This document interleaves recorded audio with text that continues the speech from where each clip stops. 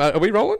You're We're on JK segment rolling? 0, yes? We're segment 0. And I think we've already had the segment 0. Let's just kick it in. Do you want to kick in? I don't know what I'm doing. Let's just do it. I'm ready. I'm ready. I'll just make sure your mic's about a fist away and underneath you there. So pull it down a little bit and get it under you. And welcome to the Pagey Train. Today I have in the studio with me, Stephen Saros Glinatsis. Did I get that right? Close. It's good. It's good enough. It's good enough. It's good. SG. Let's call him the SG in the house, yo. You know what? Let's just call me Steve. Yeah, Steve. All right. Stephen, whatever. Who cares? All right, cool. Well, just look in the comments and you'll see how I should be saying his last name. I'm so sorry, Stephen. No, it's all right, man. All right. But look, filmmaker, up and coming, still in film school. Yeah. Still in film school. Entrant to Made in the West last year. Yes. Yeah, doing really well. Welcome to the show. Thank you for having me. We were talking off air a little bit before about different stages of one's film career. Yes. I was really, really stoked to see your film at Made in the West because it reminded me of me when I was younger. It's like, making gangster films. And that sort of thing. Yeah, and basically annoying all of your lecturers at university. You have no idea. Well, you might I do. that you might actually have a very good idea. But yes, very much so annoying them all. Yeah. But the thing is, though, it has a narrative arc, man. This is the thing about it. Some people out there want you to make documentaries or they want you to make something simple that's easy to digest. But now your film had a narrative arc to it, had a story. They're probably the youngest detectives you've ever seen in your life. Oh, yeah. You know, it is what it is. They started off young. They went to the academy. They got promoted. It's just, now they're 17. It's fine. That's fine. That's fine. They advanced and got promoted quickly. Yes, they did. But I thought it was a fantastic film, man. Thank you. Really Appreciate did. that. It was just like I was saying before, to start up on the Pagey train, to get Still Searching Productions running. Yeah. It all started with a camera and a backpack, and that's kind of where you're at the moment. Yeah. And then you sort of evolved to your first edit suite. Do you have a machine? Right now, I just got my machine. I just got a nice... Oh, you got to get it underneath there. Sorry. Get it underneath. Yeah. Yeah, I just bought my own, built it myself. Oh, yeah? Just spent about 3,500 on it. That's pretty decent. Yeah, just something to keep me going, especially this year when I just want to slowly and surely get better at what I'm doing. Just got a new camera as well. Yeah. What are you rocking? I got a GH5. Oof. And I just bought the new Saros, yeah. Anamorphic lenses. I got a 35mm and a 50mm. That is a very sexy camera. Mirrorless, kids. Well, we're shooting on Lumix 4s, GH4s today. Yeah. They just perform extremely well. Yeah. So versatile. They're very reliable cameras, and I think they're a good all-rounder, especially in terms of like the frame rate that you want. I can get with it 4K 60 frames. If I want to go to 1080, I can get up to 180 frames, and I think that's just really good for what I'm wanting to make this year. Yeah. Oh, okay. Well, we'll get into that in a little bit. Yeah. So you got this machine. I remember. So you've obviously gotten a PC, not a PC, but not a Mac. Not a Mac. Yeah. I've had a MacBook. I have a 2014 one. That's what I've been rocking with. Yeah. And I just got myself a PC, just because. It's easier. It's cheaper and easier. It's cheaper and easier for what I want. I got like an Intel i9 CPU, and I just went like top that I could get, and then put it all together. I remember I did what you call a Hackintosh. You get a PC and you make it a Mac. Oh. Yeah, so you call them a Hackintosh. How did that come out? Not really well. No? No. It's a lot. It's easier just to save up the money and buy a Mac. I was rocking that for a little bit. But it was ironic. I not ironic, a little bit cheeky, really. Because when I was starting out, I had an iMac, one of the first iMacs. Right. The flat sort of design rather than the bubble design. Yeah. Sort of the evolution after that. Yeah. And I got the one with just enough graphics power. To edit. Yeah. And I started editing on Final Cut 7. Oh, really? Yeah. Oh, shit. That was in 2010. Yeah. I started editing on that. And it may have not been a licensed copy of Final 7. But you get to a stage where the first time I bought licensed software, it was a very proud day. Really? Yeah, you're like, man, I fucking finally made it. I bought the software, and you want to buy it because the thing is, you want to buy the software. You do want to. It's just you just can't. You can't. Yeah. You just need to have it accessible. Yeah. So sometimes you've got to do a few cheeky things out there to to get away with it. Not pointing any fingers or anything like that. No, I'm not saying. I'm not. I'm not confessing. This isn't a confession. Nothing like that. Yeah, no confessions here today on the Pagey train. But let's talk about Collapse a little bit. Yeah. So, what inspired you to make that movie? Why? What was driving you to do that? It's it's so many things, but I'll probably start with the fact that I was in screen and sound practices too at university, and the people there, the people there were very much like. You can move the mic. You can move it around. Okay. Yep. The people there were very much like. Let's move it out a little bit. There you go. There we go. You can hear yourself. Okay. Yeah, that's good. Yeah. The people there were very much. I think they saw me and my mates and were just like, these guys aren't gonna make shit. Where underestimated, huh? Very much so. Like they put us into rooms, like breakout rooms, and then they were like, when they came to us, they were like, if you just want to get a pass, that's fine. So I sat there. When I saw that, I just put it in the group chat, and I was just like, I'm going to make the best thing that they've ever fucking seen. Oh, can I swear? Fucking oath. Okay. Best thing that they have ever fucking seen. Totally. Like, that day I left that Zoom call, and I was driving to work, and I was thinking of ideas. Just, what do I want? What do I want to make? Yeah. What can I do so these people are like, fuck, pretty much. Yeah, this is fucking amazing. This is, yeah. So I kind of took what my favorite films and stuff like that are. So I took like The Gentleman, John Wick, Goodfellas, all of those things. Yeah, I did see your film. Scorsese, Guy Ritchie. Yeah, Guy Ritchie is my favorite director. Yeah, one of my favorite too. Yeah, he's incredible. And I just wanted to take that and with what I had, put something together that just makes them go, whoa. Yeah. And I started writing. Next thing I know, I'm back home from work. I'm writing. Next thing I know, it's 6 a.m. the next morning. I've been writing all night. Pages and pages of just crap. I fucking love that. Yeah. Then I was like, all right, I need to take a minute, have some sleep, get back up. Let me look through what I've made and try and put a film together. And then I just brought it to my guys. I go, this is what we're going to make. Let me take the lead on this because of how pissed off I am, really. That she was just like, you can just go for a pass if that's what you want. Yeah, that's not exactly a good bar to set, but not to get too far into that. But yeah, I know exactly where you're coming from. It's a bit like that, anyway. And then we had to, what's the word I'm looking for? We had to sell it to them so they could pitch it. Yeah, you got to pitch it. That's the word. So they could approve it. And then we pitch it, and then they go, "We'll get back to you." And they send us an email. They're like, "We want you to have a Zoom call with us." Yeah. Because what also happened is... Wow, they had to call a meeting for you, huh? Yeah. That's what I'm like... I literally said, we're in trouble. So I literally looked, I go, what could all of our problems be that they have with this film? And I came up with my, like... What you think they were thinking. Yeah, and my rebuttal towards it. Yeah. And smart move. Yeah. I had like 2 pages of stuff just listed of what they could have a problem with. Yeah. And because it was also the first scene is in an alleyway, so I wanted permits to get the alleyway so we could shoot there. Yeah, good moves. Or you go guerrilla and just fucking shoot it. Oh, did you? Oh, sometimes, yeah. Okay. We'll talk about that in a minute. Finish your story. Yeah. Okay. So I wanted to get the permit, so I'd contacted the council there. And Good on you, man. That's really good. I contacted them, and they were like, "Can you get the insurance from the uni?" And then so I had asked them for that as well while we were waiting for approval. That wasn't smart. Anyway, we get the Zoom call, and you're automatically insured anyway. Are we actually? Yeah, because you're a student, man. You come under their insurance. So when all right, we'll get to that. We'll come back to that in a second. You're a filmmaker at film school. Of course you're insured. Very interesting. Of course you're insured. Okay. If you got a permit, of course you're insured. Okay. All right. Well, that's very good to know. We'll get back to that in a minute. That's great to know. Anyway, so we get into the Zoom call. I have my book that I write everything in. I have my book there, and I'm ready. I'm waiting. And they just start saying, it's because we're talking. It's because it's about gang stuff. And I'm like, it's a fictional world. This is all fake. It's like... Oh, so you're worried about the hazards, the permits. I've got the hazards, the permits. I've got even the fact that... So, like, the first shot of the film, which had been removed, was you saw the victim, the first victim. Okay. It was meant to be just the head, and then, like, a blood halo.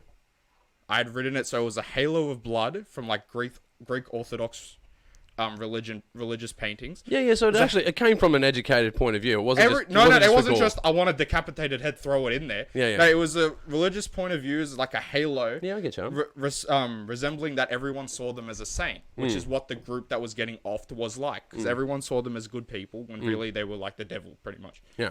So that was the point of it, and they're like, you can't have that. And I even thought it was really that, but it really just stemmed from the fact that it was criminal stuff. And I was like, that's the whole thing. That is the whole thing. I am not changing the whole story because you guys have a problem with it. And they're like, don't you want to make like a comedy? No, I don't want to make a comedy. If I felt like making a comedy, I would have written a comedy. Yeah, But totally. They were like, I don't know why they do this. I don't know why. They're like against like anything bad, because like I just think that they think we all have one story, and it's to make everyone laugh, or I don't know, just everyone is happy in the end or something. But that's not. I think everyone's work is somewhat a reflection of their lives and everything, and that's not everyone's life. So that's not what I want to write. That's not what I want to make. And I'm not saying that my life is gangs and stuff like that. It's not. But that was just the story that came from that time and whatever was in my head, and that's the story I made. Yeah, it's a genre film. That's right. And when they said to me, first they said, because it's that, we don't want you to make it. Then they said to me, and this is the best part, they said that this film has no potential. They said it has no potential. This is outrageous. Anyway, and I said, because my whole group was in the call, but they had, because I was the director and the writer, they had elected me to speak for everyone. And I said, can I talk to my group and we'll come back to you. Then we get off the call with them, we get into another call, and I just start going. Just losing your shit. I was, and then I was like, yeah, because someone's fucking with your baby, man. That's right. They're messing with your child. Yeah. And I was so mad. Anyway, so I said, give me half an hour, and I'm going to send you guys an email that I'm going to send to them, and then come back. Now, it wasn't anything like rude or anything. I just said, look, me and the guys have put a lot of work into this. This project, we have a lot of passion for it. A lot of collaboration involved. It's a lot of stuff that we've done, and it's not like we've just made something up and thrown it at you, and we were like we've come up with everything down to the details of what that owl symbol means on the wall. All of that. But that's what film is. That's it. Everything is deliberate. Yes. And I am definitely not, let's just have this clear, I'm definitely not coming at anyone else in the class. I'm just saying that they put a lot of roadblocks in your way. Yes. Yeah. For us, especially. So I just said, we want this film to be made. We will do whatever it takes because this film we are all very passionate about. And whatever needs to be done, whatever hurdles, trials, and tribulations we need to go through, let's just at least try. We're willing to at least try. And I said at the bottom of the email, I guarantee if you give us this opportunity, we will make something that you guys will be shocked by. Right? So we sent it through, and they came back, and they're like, personally, we don't see the point, but since you're so willing to fight for it, we'll start. So like from the start, they're just like, why are you doing this? Yeah. So in my head, really, they're not even like giving me doubt. The fact that they're specifically telling me don't do it is like, keep going. Making it worse. It's not, for me, it's more like keep going. It's fuel. It's like add more to it. Yeah. I was like, let's add more blood, but I was like, let's just take more people out. But I was like, we'll come, because I wanted it to really be about the story of it all. Yeah, totally. And I wanted it to be, I was like, how much time do I have for this film? Like, what's the duration? Do I want to film that we rush to an ending? Or do I want a film that leaves the audience wanting more? And they're like, well, what's going to happen next? How do these two characters, where I leave it, it's the detective and the killer, we know who they are. How does that all come together? And that's the film that we went with. Anyway, there was another like 3 months of back and forth with them. I wrote over, I'll say about 70 pages of just stuff that they wanted, just so they would consider contacting the dean, because they said that they needed to go to him to get me to apply me for some things and permits or whatever, just so I can send it back to the council so they could give it to me. In the end, they were like, will there be no blood? And I said, yes, there will be no blood. I agreed to it. I said, there will be no blood. And I was so stubborn that we shot the shot that we said that we wouldn't. We shot it. Good. There is that There is. It's deleted because there was our cameraman screwed up. The cameraman. Oh, so it's a technical reason why it's out. There's a technical reason why it's out, and then it was a technical reason. I told myself there was a technical reason, and then I said to myself after watching it the first time, I go, I think I like it without it. Yeah, interesting. Yes. So. Yeah, suggested violence can work. Yes. Yeah, it does. It does work. I'm not against it. I think it was just the fact that they were just immediately like, no, just because it's that, and that just annoyed me a little bit. But then I was like, I'm still happy with this. Yeah, you should be, man. It was a good piece of work, man. Like, and hey, it made waves. Yes, it totally made waves, man. When I found out that I made it to the festival, so let me tell you how I even got to that. Okay, because the way. All right, strap in. This is excellent. This is so fantastic. Pretty much, it gets to. I've just about finished wrapping the film. There's like, I want to say maybe 2 weeks before you guys are like, entries close, I think. Because when I heard about you guys, that's when I found it was like only 2 weeks left, so I threw it in there. Mm-hmm. But they were like, the assignment's almost due. We want you guys to all get into a Zoom call. And it went for the whole day. And we're going to watch every single person's one. Yeah, wow. And then we're going to get other students and us, the teachers, to criticize it. Mm-hmm. So we all sat there, and the film's everything's done except the title sequences and the end credits. Yeah. Okay. So yeah, it was really just because the creative and principal work was done. Yes. Yeah. Literally, all they saw was at the start of Sathios Films Presents, it just in black and white. It was just that, and then at the end was like the credits. It just had it on one page. Yeah. So just bang. Yeah. Just so they could have an idea of what was happening. Yeah. And I think there was a song at the start that we ended up getting rid of. Yeah, okay. So it was pretty much the same. Anyway. And they put us at the end. Obviously, they had to put us at the end. Like, I'm not saying that there was, but I feel like there was some personal, like, stuff against our group there. Just because of everything we made them do. Yeah, because, like, you got to understand, like, I understand where they come from. Yeah. I really do. Because it's kind of like, you've seen the film Strictly Ballroom. Right. Yeah. And they got new dance moves. Yeah. And the judges don't want them to do the new dance moves because they don't know those moves. Exactly. That's what it is. Right. It's an old hat stigmatism. Yeah. If you change it and if you do it this way, we can't judge it. Yeah. And as well, when we make these films and they get out there into the public, it's part of their advertisement. Yeah. Because people see, oh, where was that film made? Right. And they go, I was made at this film school, right?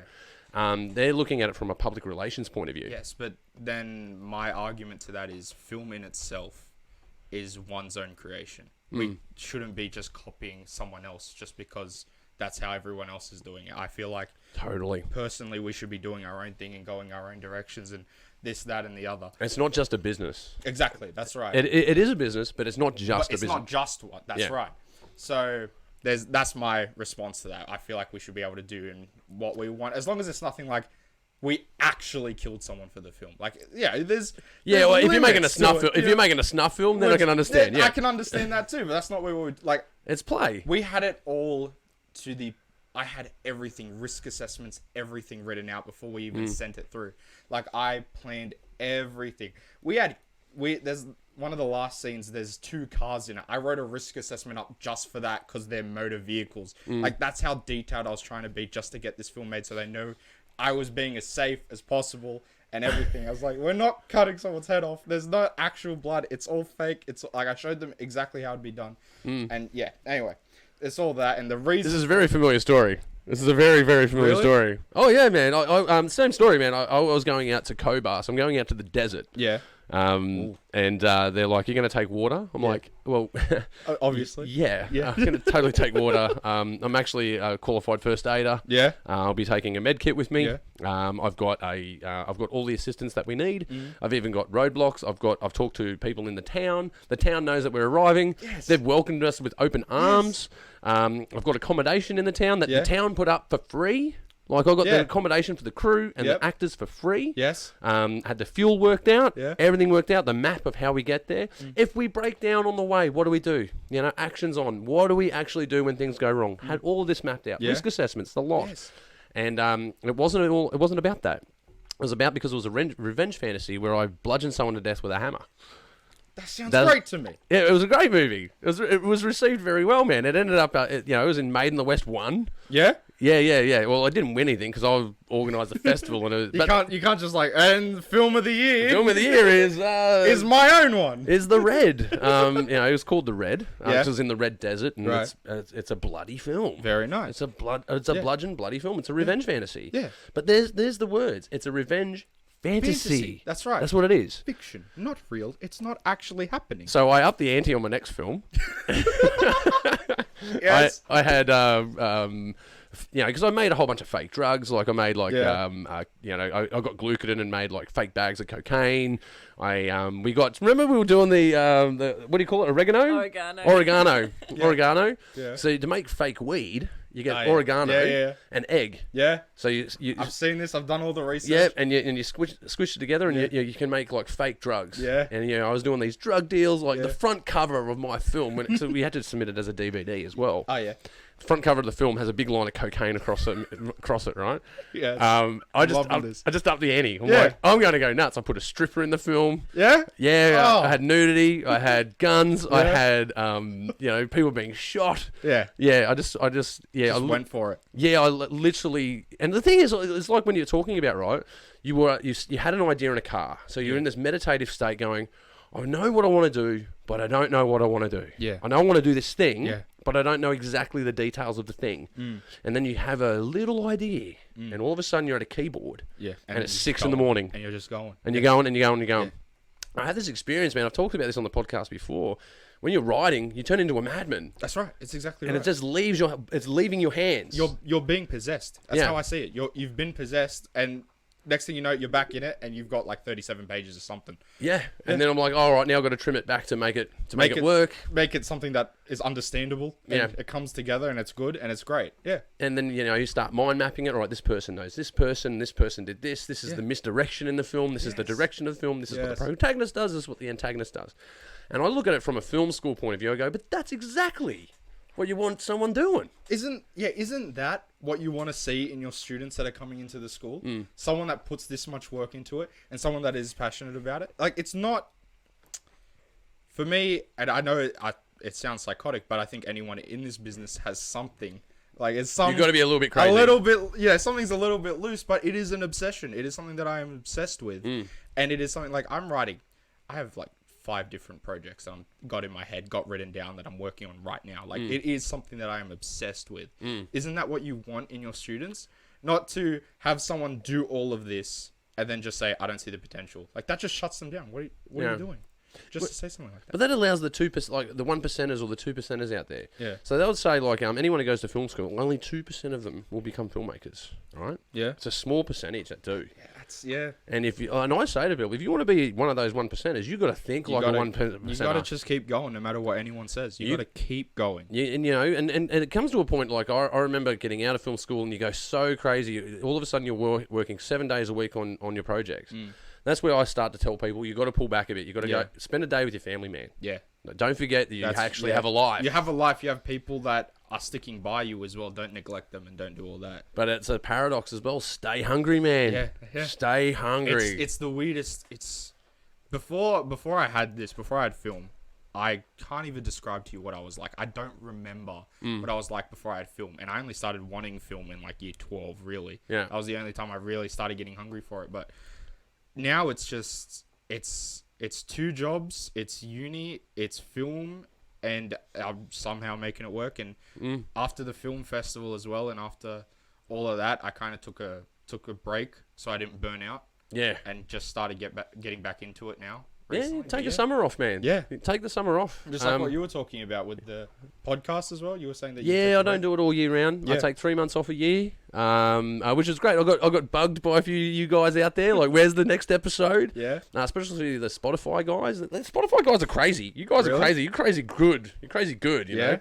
They hound you. Where's the next episode coming out? I go, man, I've just taken 3 months off. Yeah. I'm taking a bit of Ross time. Don't want to burn out and then just never do it again because you burnt out so much. Well, don't get me wrong. I think about doing the podcast while I'm on holidays. Yeah. I think about working. Like, if I get a day off, I try and think about how I can fill it with stuff that I like to do. Yeah. And that's writing. That's doing, because I also work in a band. Yeah. Doing writing for the band, writing for film. Editing. Editing's another one of those things where you feel it in your hands. I really do feel it's a language. Yeah, it's a there's written. something to it. Yeah, well, you got a spoken language, you got a written language, and I'm really a big advocate for an edit language as well. Using hotkeys and navigating with the mouse, and then cutting film together, and then turning image into rhythm. Yeah. I just love turning image into rhythm, man, because that's what images are. They're rhythmic. Yeah. I feel what you're saying right now. Really. Yeah, I'd say to any editor out there, if you're starting out, man, most editors, they'll fall into the trap of editing pictures. You edit images. But if you think about it rhythmically, you edit ear to eye, not eye to ear. So Tarantino will do it, right? He'll pick a song, right, and then write a story to that song. You know what? I listen to I'll hear a song and I'll be like, I want to make something with that. Yeah. I've got a playlist on my phone. So do I.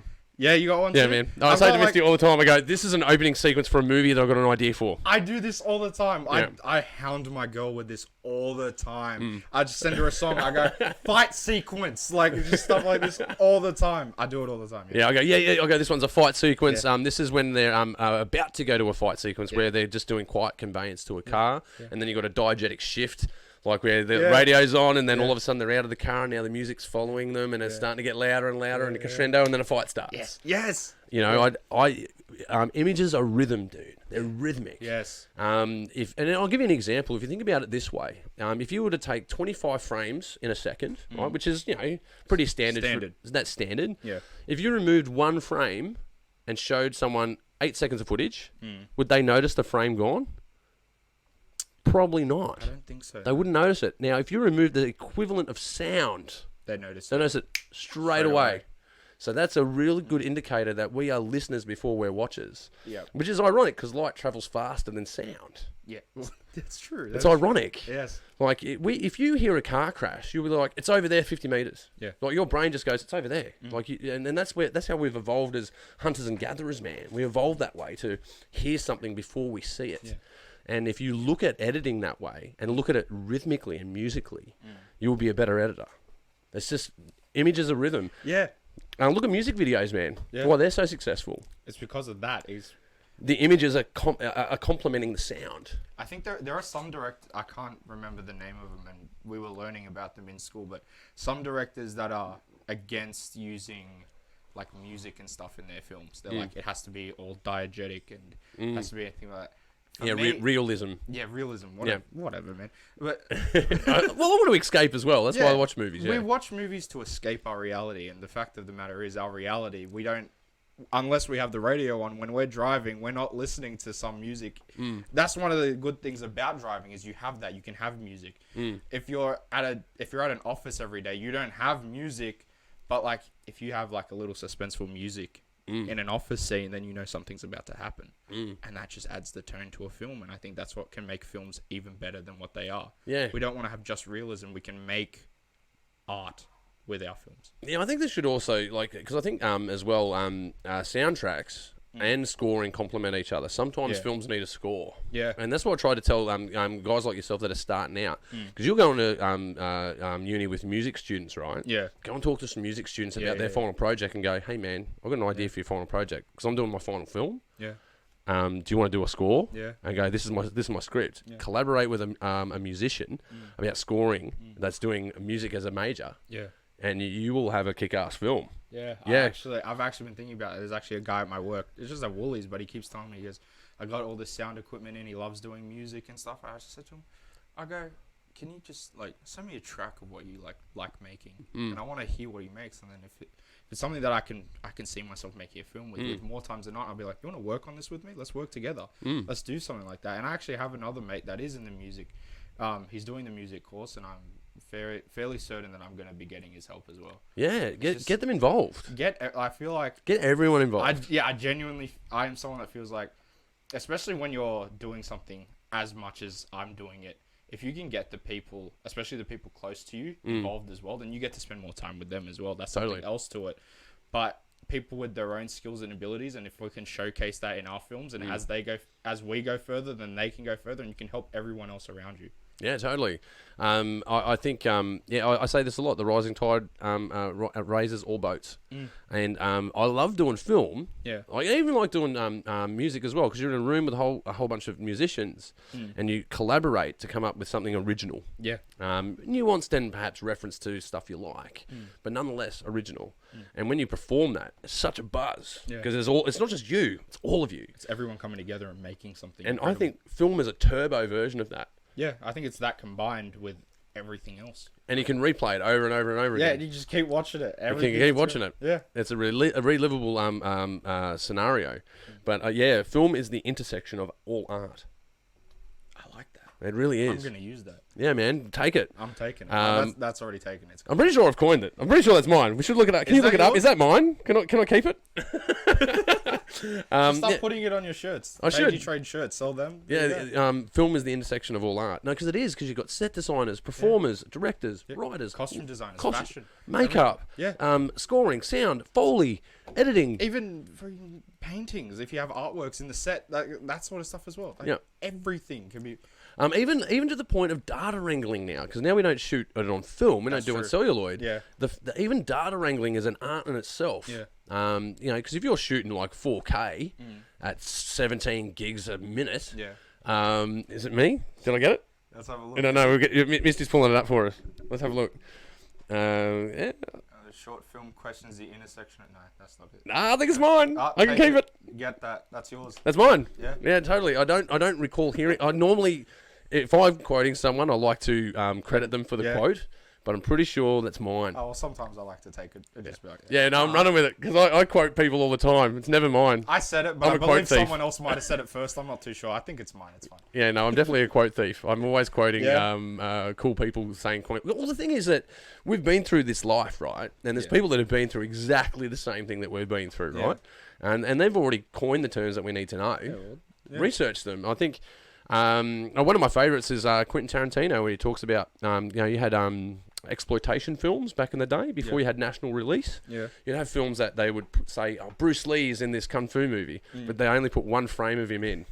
Because then you go on a date, because the only way you could figure out how to watch a movie is you go to the cinema. That's right. And you look at the posters, you go, oh, Bruce Lee movie. And you go and watch it, it's like, no Bruce Lee. No, he's not there.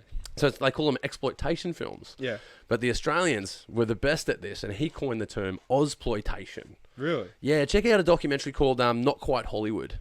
Okay. And you'll see that Tarantino, most of his cool ideas are actually from Australian drive-in cinema. Really? Yeah, exploitation films. Actually, I went to the Blacktown Drive-ins last weekend. Oh, did you? Yeah, Skyline. Yeah. Big shout out to those guys. Love Skyline. I've been going there since I was a baby. My mum would take me, put me in the backseat chair. I was like, still one. I've been going there since like forever. Yeah, man. Yeah. I've done one event there with Television Sydney. We did a schlocky horror night. Oh yeah, which was really cool. And we're actually trying to talk to them at the moment. A little sneak peek. We might be doing a Made in the West event at Skyline. If you do it there, man, I'm telling you now, I'll cry. I'll cry. if you do it there, and if my film gets in there, I'll cry. I'll burst into tears. Well, it will be an out of season event. It won't be the main. That's fine, it's not our flagship event. Yeah. But because you can only really do it in winter. Yeah. Because you need the longer hours of darkness. Yeah. We're trying to get that up and going in the next 2 years. Won't be this year. Yeah. Maybe not next year. Maybe the year after. Yeah. But we've got a lot of things on the boil with Made in the West. So we really do. You guys do mad. You guys do a madness with that. I'm still in shock. Yeah. I'm still in shock. Oh man, we've got a magazine coming out this year for Made in the West. Really? Yeah, man. It's called Made in the West Magazine. That's sick. It's a living magazine. I don't want to give too much away about it just yet, but we are working with a really cool crew, and we're providing the content, and they're doing the artistic design for us. All right. So it's got, hopefully we're going to have some augmented reality in it. Ooh. So you hover a phone over it and it breathes and it moves. And okay, a little bit different. Yeah, living, breathing magazine. So it's a 10-year celebration of all the work that we've done for the last 10 years. Yeah. So we feature a whole bunch of film artists and a whole bunch of films. Okay. And venues, because we're up to our third venue for Made in the West. Yeah. We started at the Roxy Hotel in Parramatta. Yeah. Then we ended up at the Paddington RSL in Paddington, and now we're at Event Cinemas Liverpool. Yes. And we currently have, just to go through the dossier, we are currently doing Made in the West shorts with Riverside Theatres as well. Yeah.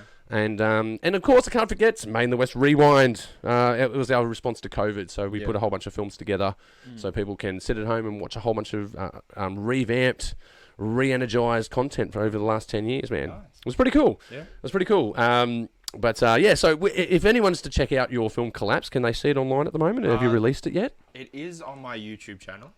It's on Eustathios. Eustathios. That's it. I said that one right. I've got that right. You said that one right. That's good. It's EPHSTATHIOS. Okay, I'll make sure to put it in the comments. Go and check out Collapse, man. It's a really cool film. Yeah, and that was your first film, wasn't it? It's pretty much. Yeah, it's pretty much my first film, really. That we did. It really is actually. Yeah, to get into a festival straight up, man, is pretty fucking cool.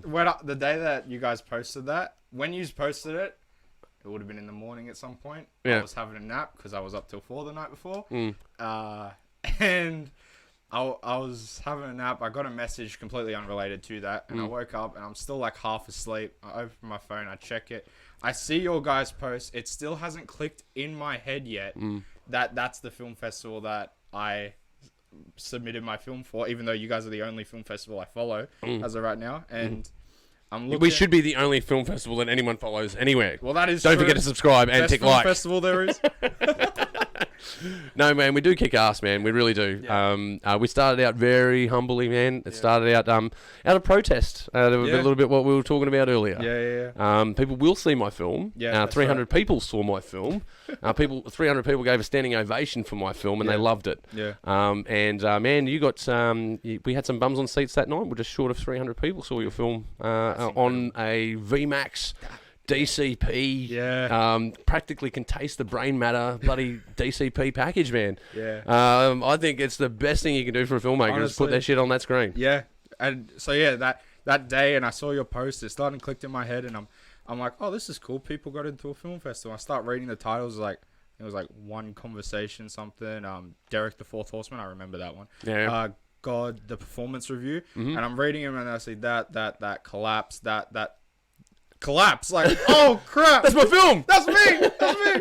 Yeah, you should read your email, man. You would have got an email before. I think I did actually. I didn't send it. Misty would have sent the email. Yeah, I think I did get that email. Yeah.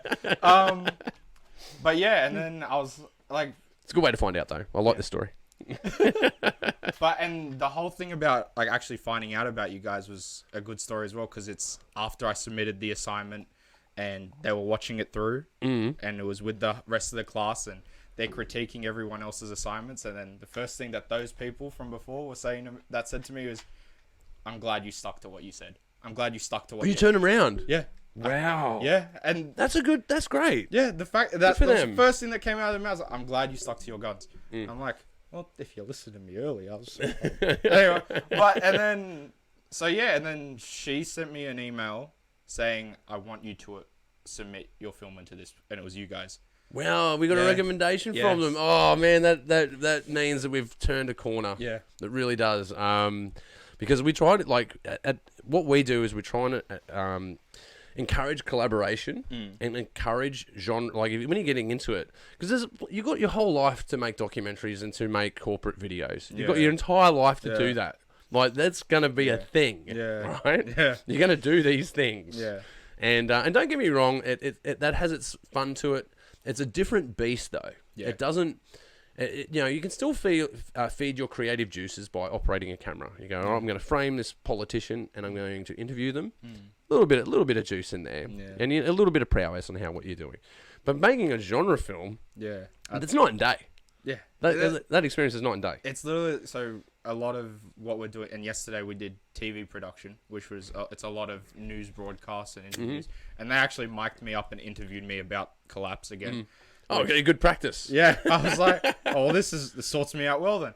But yeah, so they did that, and then the tutor was, a professor, whatever you want to call them, was saying, this might be something that you want to do, and news anchoring, like, yeah, but that's like saying to me, like, that's like saying if I want to do soccer, I'll go play NRL. They're different sports. Yeah. Like, it's not the field that I want to be in.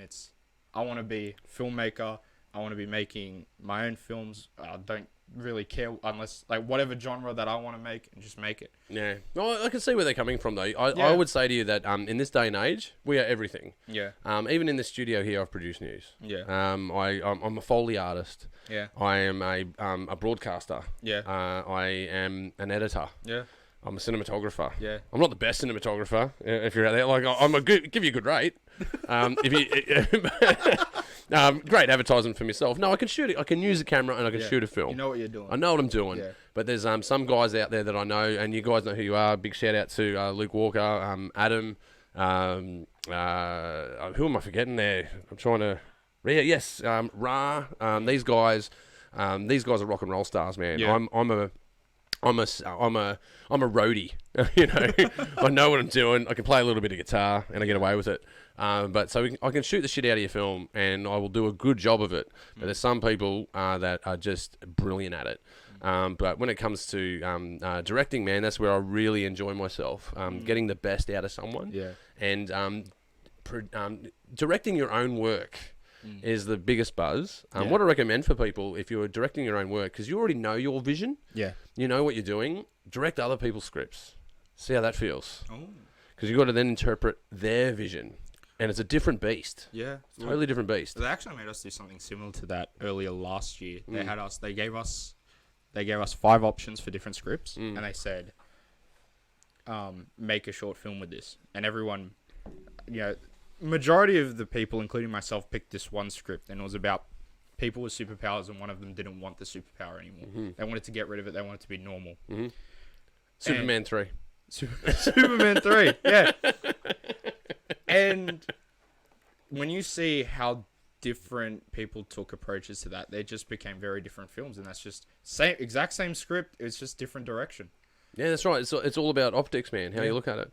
To achieve someone else's vision is also a buzz. Yeah. So I've done that a few times. I actually got caught into directing other people's movies more than my own. Really? Yeah, because then you get too busy doing your freelance work. Yeah. You don't get paid to do your own films. Yeah. Unless you sell them. And then that's a march uphill. You got to go and sell and market your film. There's ways to do that. Of course you can do that, but that's a long process. Yeah.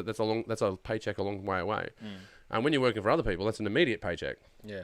So when you get into it, I understand the passion and the drive, and I'm saying keep that. Yeah. But keep your horizons open to being a slasher. Yeah. You're not one thing. You're many things. Yeah. And you will find that the more agile you are, the better. But my specialty is definitely Foley. Yeah. And is definitely directing. Yeah. That's something that I hold very close to my heart, and something that I am driven to do. Hey guys, if you're out there and need some Foley work, speaking of which, the guy that's out there who's probably listening to this, I know you sent me a job yesterday. I'll get back to you this weekend. Not this weekend, because this would be on Wednesday when we're broadcasting. Before Wednesday. You'll already know. You already know. Yeah. I'll send you the quote. Yeah. They're my passions. Yeah. But it doesn't mean I'm not a camera operator. Yeah. It doesn't mean I'm not a cinematographer. So you still go out and shoot your commercials. You're still going to do all of that. Yeah. So be open to that. I guess what I'm trying to get, the point I'm trying to get across is, it's about balance. You gotta pay your bills, man. Yeah, that is true. You gotta pay your bills and then feed your passion. Yeah. And then what the hopes and dreams are is one day you can just feed off your passion. That's right. Yeah, that is the dream. So right now, for me, I'm working 2 jobs. I work Woolies night fill, stacking shelves.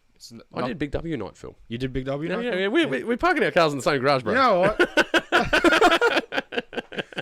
Yeah, so doing Big W. That was you. That's me. You're I'm Woolies. doing Woolies. Yeah. I'm pretty sure it's owned by the same company. It is, yeah. Big you know the W stands for Woolworths. Yeah, it It's must. Big Woolworths. It's the Big Woolworths. That's what it's called. I You didn't know that? Didn't know that. Yeah. I didn't even know that. Yeah, Good, that's what it good stands pay though. Yeah. For what it is. Yeah, for what it is, yeah. And I'm doing, my cousin, I'm going to plug them right now. Mm-hmm. They have a business. It's called Tasteify. It's in Richmond and Bligh Park. They're fast food stores. Oh, yeah? I do all their advertising, so check them out on Instagram. That's all me. Yeah, check it out. Check them out, Tasteify. There you go. Man, since we've done the plug on that, I expect, what do they sell? What food do they sell? We do burgers, chicken, seafood, you name it, we got it. Pagey Train wants a burger, man. Come down and get it. Come down and get a burger. I'll pay for the burger. Yeah, I've got to support the local businesses, Sweet. man. Thank you, man. Yeah, for sure. So what was the name of the burger joint again? Tasteify. Tasteify in Windsor and Richmond. Richmond and Bly Park. Yeah. Richmond and Bly Park. Yes. Yeah, check them out. And so you're doing all of their promos Yeah, I for do them. all of that. Man. I can't believe I just fucking promoted them. That's bad. Yeah, no, why not? That's what we're here for. Yeah. But you're not just promoting them, you're also promoting you as a promoter. Yeah, that is true. I'm because, also doing that. Because, like, I've done advertisements for people when you go to the cinema and you see your ad. Yeah. You're like, man, that's my fucking ad. Yeah. That's fucking playing. Yeah. And you know in your mind, like, this ad's played like 600 fucking times in Yeah. front of these audiences, even though there's only 3 people in the cinema. Yeah, that's But, fine. no, but when you see a bus go by and your advertisements on it. We actually just got a bus not long ago, a couple months ago. We had a bus ad, and I drove past it one day. I saw that. That was my work. Yeah. I sat there all night, one night, couple nights, just doing that. Yes, that was me. And I did one for a pizza joint, and they put decals all over their car, and you see the car delivering pizza. Yeah. You're like, damn it, decals, man, that's bloody awesome. And then you get like junk mail, and you're like, man, I designed this. This is great. Yeah. So yeah, man, those things keep the lights on, man, and it's something that you'll always have to do. And don't get me wrong, there's a creative flair in that too. Yeah, you can be a bit creative and indulge in your own passions in that a little bit with it. Ooh. Yep. Oh, okay. Where are we at? What's the time? Here's a mic bump at 45 minutes. Oh yeah, no, rookie. My bad. Yeah, no. The quickest mic bump I had was in like 30 seconds. Really? Everyone always bumps it and says sorry. I bring it up every show. Oh. It's just a mic, man. Did I say sorry? Yeah, said sorry. Oh, sorry, man. Oh, well, I'm not sorry. I take it back. Yeah. Hashtag sorry, not sorry. Not sorry. But yeah, no, it's good to get on to Photoshop. And Yeah. it's good to go into Premiere Pro or Final Cut. Yeah. And then seeing that work out there, man. Yeah. Because it takes skill, man. It's not an easy thing to do. Like when you first start compared to where you are in a year or 2 years, it's a different game. Yeah, you'll have it again in about 6 years. Yeah. Yeah, you'll go, holy shit, man. It's totally different. And then when you get to 10 years, you're like, wow, it's very different. Yeah. Yeah, it's just all about applying yourself and like the learning will never stop. Yeah. Yeah, YouTube is just a source of so much information. It is. It really is. And then applying what you learn digitally and doing that physically, that's a wealth of information. That's the bigger well of information. Yeah. You know, I remember the first time one of the first celebrities that I filmed Yeah. in an interview was Peter Garrett. Yeah. Yeah, Midnight Oil. He was a senator. No, sorry, an MP for the Labor Party at the time. And I shot him through a window. So I had the window as the backdrop. Yeah. Rookie error, right? Really? Yeah, Yeah, 'cause yeah. it was overexposed. Yeah. Yep. And I couldn't balance the light between his face and like the light. And I'm like, oh man, I'm gonna take this back to my boss, and they're gonna yell at me. Yeah. And yell at me, they did. Yeah. If you're out there, I'll still love you. You know, but you did yell at me. I would have yelled at me too. Yeah. No, you just get devastated by that. So sometimes you learn from your failures. Yeah. Well, actually, no, all the time you learn from your failures. Yeah.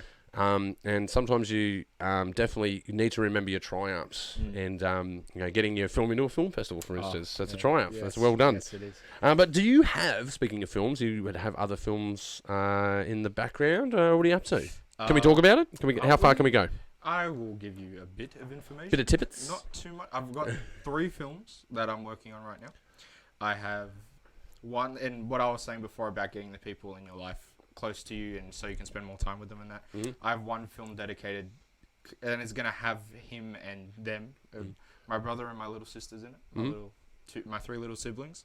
It's kind of, it's a little bit of like, set your mind to it and you can do it type of film. It's more of a showing them that if you believe it, you can achieve it. Yep. So we got Back to the Future and Field of Dreams in there all in one go. I love it. If you that. build it, it will come. Yeah. And whatever you put your mind to, you can accomplish anything. So I got a little short film. So I steal quotes from everywhere. I'm just telling you. I'm just constantly stealing quotes. Easy, man, easy. Yeah. So it's coming over adversity. Yeah, a little bit like that. Yeah, because my little brother Sam, I'm gonna shout him out as well. Big shout out, Sam. Come on, Sammy. He's 16 and he's playing for, I think it's University of Sydney Soccer. Yeah, cool. He's actually doing really well, but I will say that he Future fundee for films, perhaps. Maybe. Let's see. I got a few of those. But I will say that I've noticed that he has a little bit of a... he doesn't quite believe in himself as much as I think he should. So that film's a bit like just trying to show him, just go for it. Confidence issues. Just do it. I think it's the topic of the week. Really? It's the topic of the week. A few confidence issues we've had this week. Just a few hints to the back line there of our producers. Yeah. Not Misty, she's full of confidence. I want to make a film, and I want to show him and my two sisters, Zoe and Kara, that if you believe it, you will achieve it. Don't let anyone tell you no. Pretty much, just go for your dreams, and that's what that film's about. Cool. Yep. I'm working on. So you've written that film. Yep. Yeah, pretty much done. Really, if anything, I'm still working on the storyboard. But yeah, pretty much done. I am working on another film, which is what happens.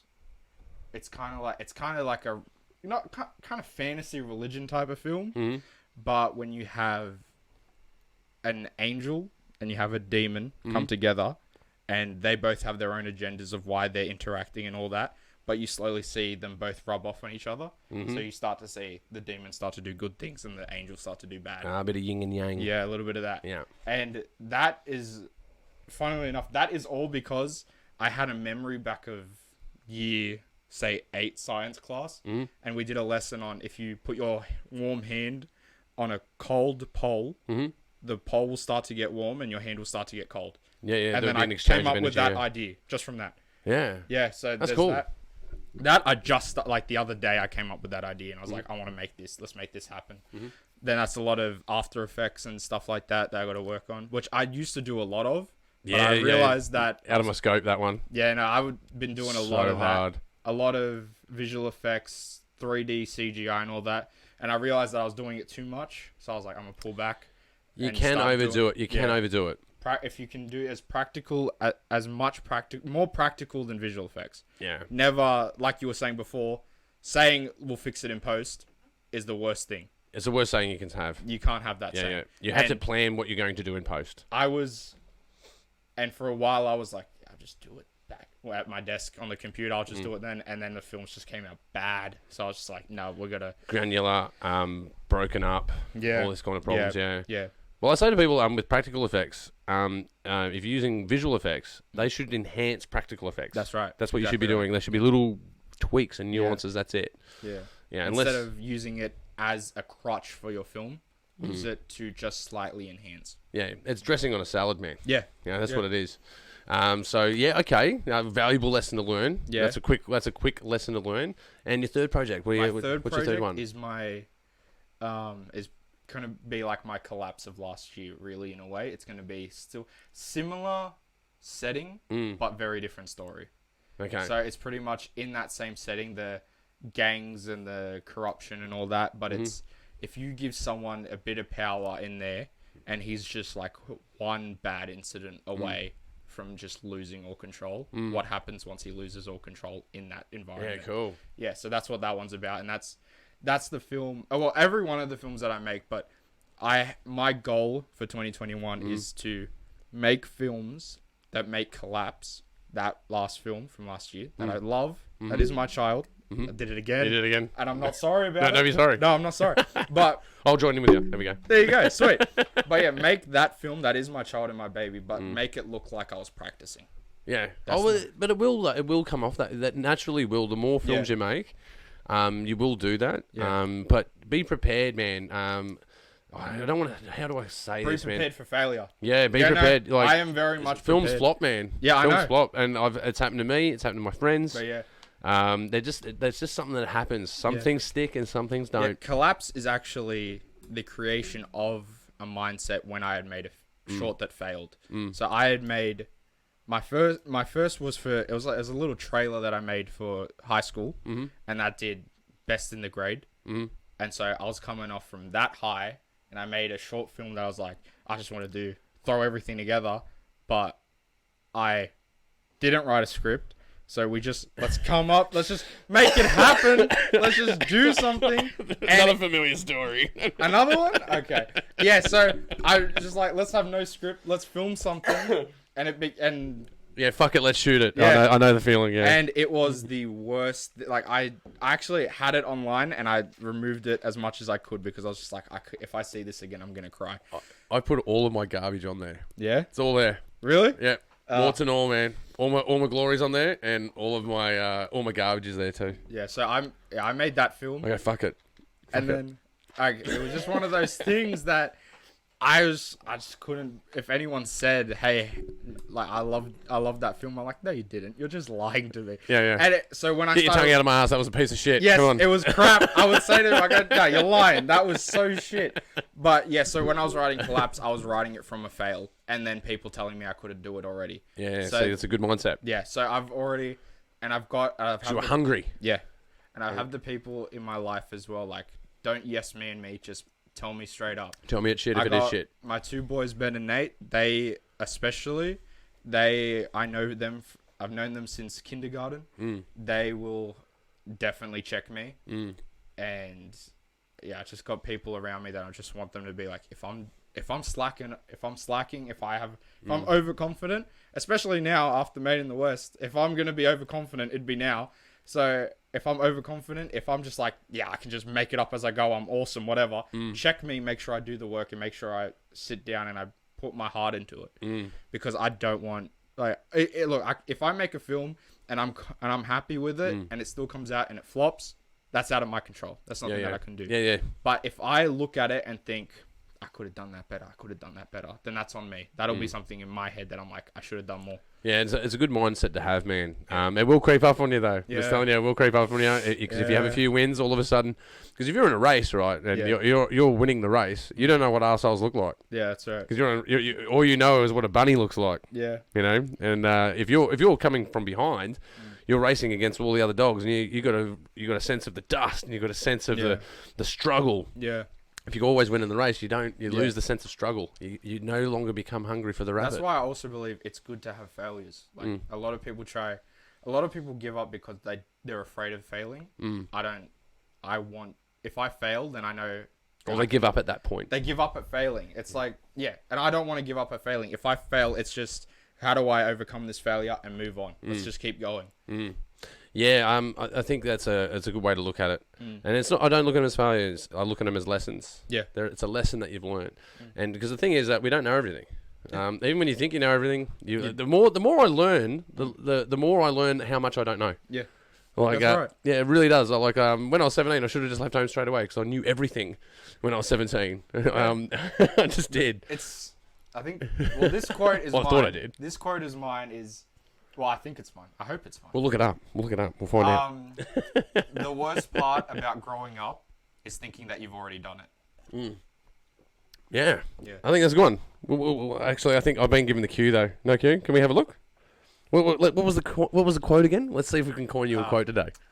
Well, I just forgot it. You just forgot it. The worst part about growing up is thinking you've already done it. Yes, that's right. The worst part of growing up is thinking you've already done it. Thank you. Someone just called me and just completely distracted me. That was very rude. Yeah. So your phone's on? Yeah, I thought it was off though. I managed to turn mine off today. I thought mine was off. I really did. Yeah, no, it rang on me. My phone rang on me 2 episodes or so ago. Yeah. It's always me. I've got a rule on set. You might like this rule. I missed just looking this up. On set, I say to people, if anyone's phone rings, it's a case of beer at the rap party. Yeah. If your phone rings, when we have a rap party, you bring a case of beer. Yeah. And so I've supplied many of cases of beer under this rule. Because no one else's phone rings, it's always mine. You make the rule? I make the rule and I break the rule. Have we got it? Mine? Ooh, I think it's yours. That's mine. It's yours. That's mine. I'm putting it in my film. And that first film I was telling you about, it's going in there. Yeah, chuck it in, man. It totally belongs to you. Coined by you. Sweet. I'm going to make a t-shirt of it. Yeah. It's fine. Totes me goats, man. Sweet. So we've got our films out of the way. You got anything else on the boil? You got anything else on the Danny Boyle? I don't know, man. Just doing work, just everything. Keep going. Well, I'd say keep going, man. I was working at 1.3 jobs and doing university full time, and performing in a band. Yeah. Essentially, there was no time to do anything. And then the good thing about it is when you finish your study, all of a sudden time will open up. Yeah. And you're just going to fill it with more stuff. Yeah. So I say to you, a lot of people would ask me, they go, Roscoe, how do you get it all done? And I'd say to them, well, I do it incrementally. Like I build it piece by piece. Yeah. If you look at it as the whole mountain, you're not going to climb it. You're going to go, fuck that. Yeah. So you do it incrementally, and a lot of people say there's not enough time in the day. And is. there totally is. There really is. The people that say that are procrastinating, for one. And they're just like... And they're sleeping too much. Like, well, I'm the king procrastinator, man. Really? Yeah, I'm actually this is another bit of advice I give people. I think the worst advice is advice, though. But you know, one of my things is when I procrastinate. Like if I know I need to write a movie and I don't want to write it, I'll start writing for the band. I go, well, I'll procrastinate. Do something else. On something else that I've procrastinated from. Yeah. And the other thing is I recommend the head and the noose. I call it the head and the noose philosophy. Right. Yeah, set a deadline. Oh, yeah. Set a deadline. Yeah. Because then get people involved in that deadline. Make that deadline accountable. Yeah. And then all of a sudden you have to do it. Otherwise you're going to look like a fool. That's pretty much the way that... And I think that's good about... Well, like school and universities, they give you have a due date. You always have to get it done by that due date. So do that with real life. You have this date, set it. You have to be done by this. Yep, and enroll people in that idea as well, because then they'll hold you accountable. I thought we were shooting next Saturday. Have you organised that? And they'd be like, yeah. No, you'll have the email in. You'll have the email it's in. On its way. It's just slowly coming through. It's my. Actually, I've just checked my drafts. It's in my drafts. I'll resend it to you now. I don't know. There was some error. I must have typed the email in wrong. I sent that to you like a month ago. You didn't get that? No. Yeah, so enroll people in your idea, set a deadline, and stay hungry, man. Yeah. I think that's really good advice. And don't let it go to your head. Keep going. Just remember why you're an artist.